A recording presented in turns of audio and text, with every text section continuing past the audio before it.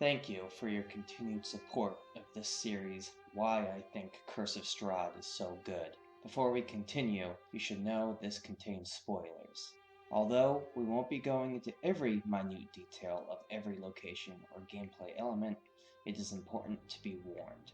Secondly, Curse of Strahd, even though written for a game that children play, due to the nature of the setting and the moral ambiguity of what's right and wrong in such a wretched place, viewer discretion is advised. You know when in a horror movie we yell at the characters to not go down into the basement? Well, the first basement is where we're cautiously making our way today. Let's put on our ambiance as the storm seems to be getting worse. We roll for random encounters for each room as we make our way from the top floor. The rain pummels the stone walls, and the wind every now and then blows open a window, dousing the lights. Skitters of hidden monsters echo down the cavernous rooms. The rain becomes more muffled, yet is just as noisome. It's as if the inky black shadows of the basement consume us as we, the players, descend.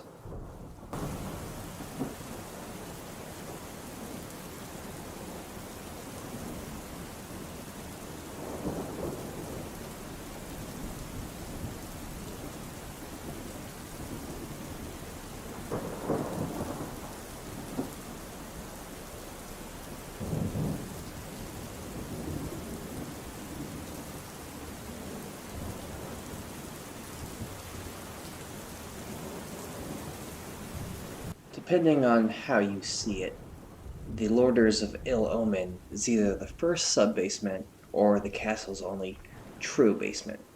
The other subfloor below this one being the catacombs. The Larders of Ill Omen is the floor I homebrew the most in Castle Ravenloft. As always, I'm going to differentiate between what I do and what the vanilla book says. Be mindful that if you do it my way, or a variation on how I do it, understand that you'll have to switch up a few of the rooms and what happens there.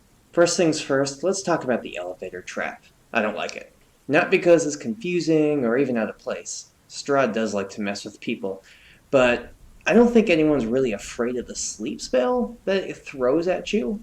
So a sleep spell at level 9 for a group of 3 to 7 isn't really that much. So again, we're talking 3 to 7 PCs here at level 9. And the DC is 15, but the spell itself isn't leveled. It's just the effects of a sleep spell, so you have to assume they mean level 1. 5d8 worth of HP at level 9, and that's just kind of silly to me.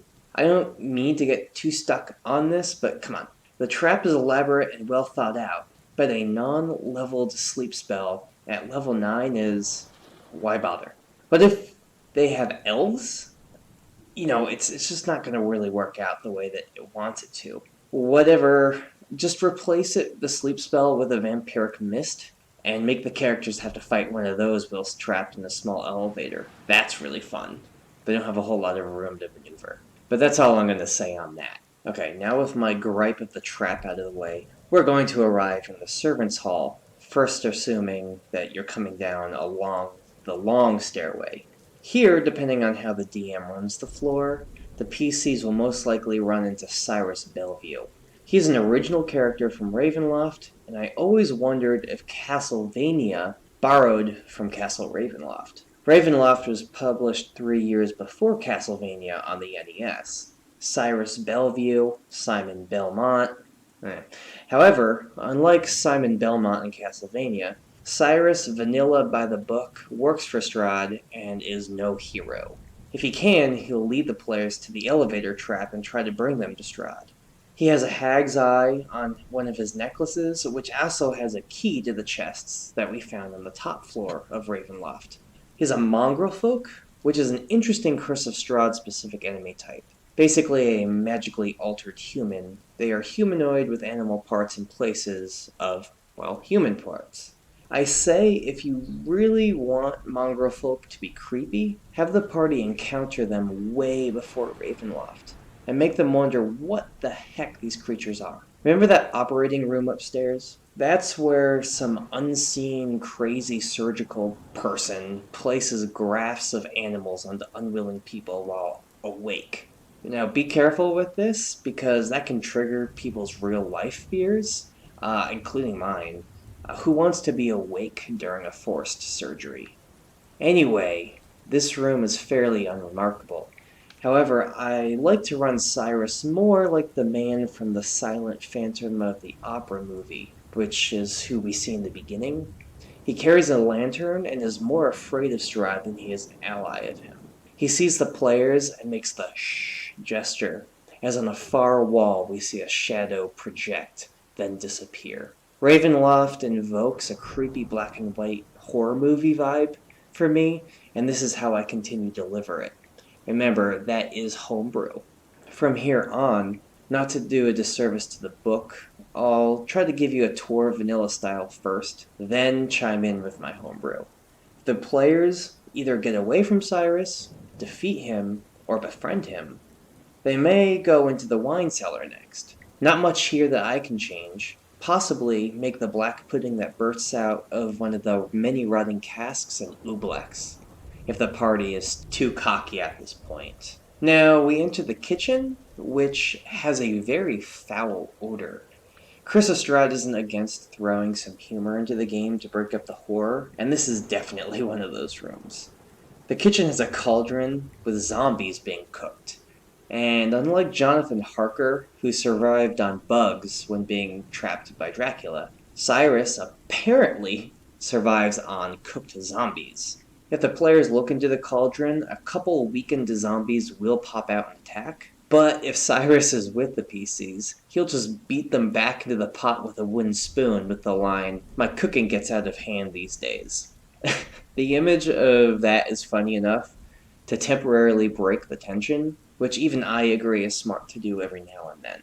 Now, the butler's quarters in K66 is a room full of rusted old armor and weapons. By the book, Cyrus keeps this as his worthless collection, but by my homebrew, Cyrus doesn't actually even go in there because there's a rust monster in there, or at least he believes there's something in there. The Hall of Bones in K67 is a mess hall for the guards. This room is officially desecrated, and if the fortunes of Ravenloft are foretold, Strahd or one of the treasures can be in here. The desecration has the ability to stack onto Strahd's already built-in healing mechanic, so straight fighting Strahd here is not ideal, but it can make for a very harrowing and fun encounter. If Strahd isn't here, the piles of bones that litter the place become skeletons in my homebrew. Not too much, but remember, 2d10 buffed skeletons from the desecration can be tough if the party hasn't really rested. K69 has the guards' quarters. Skeletons will attack here, 10 in total. It's a fun encounter, but it's nothing really game-changing. Now on to K70, the Kingsman's Hall. The lore here is really interesting. This is the final stand where many of the guards that worked for Strahd made when he was turned into a vampire. This is where a whole bunch of guards were slain as the vampire warrior tore through them in seconds. Now, the book doesn't do the backstory justice. Nothing happens in here. So I say some of the ghosts of the warriors still haunt this place. Homebrew, obviously, but I play it out as an RP encounter, so the PCs can learn about the dark horror that happened here, if they haven't figured it out already. If the PCs are nice to the ghosts, and the ghosts realize that they're here to defeat Strahd, I actually have the ghosts watch over the characters, and allow them to take a rest. This is a good homebrew way to work a safe rest for the characters if they are really beat up. Finally, we explore the Chamberlain's office. It has Rahadin in it, the butler we met when we first entered. If he hasn't been rolled on the Castle Random Encounter list so far, this is where he'll fight to the death. You aren't supposed to be down here after all. He has a shadow demon with him, but they're kind of weak in my opinion. I have them both fight to the death, but the shadow demon has 50 more HP in my homebrew. After defeating the two, the PCs will find that all that's really in Rahadin's room is just some ledgers that he keeps to keep the castle in working order, and he has nothing really of value. Yet the room has a loose stone in the wall. Opening the secret passage reveals darkness and the sound of echoing water and terrifying things that go bump in the night. We are on our way to the very bottom of Castle Ravenloft, where Strahd buries his family and keeps a few of his other demons from his past. Stay tuned for the conclusion of this horrific castle when we descend into the catacombs and darkness below.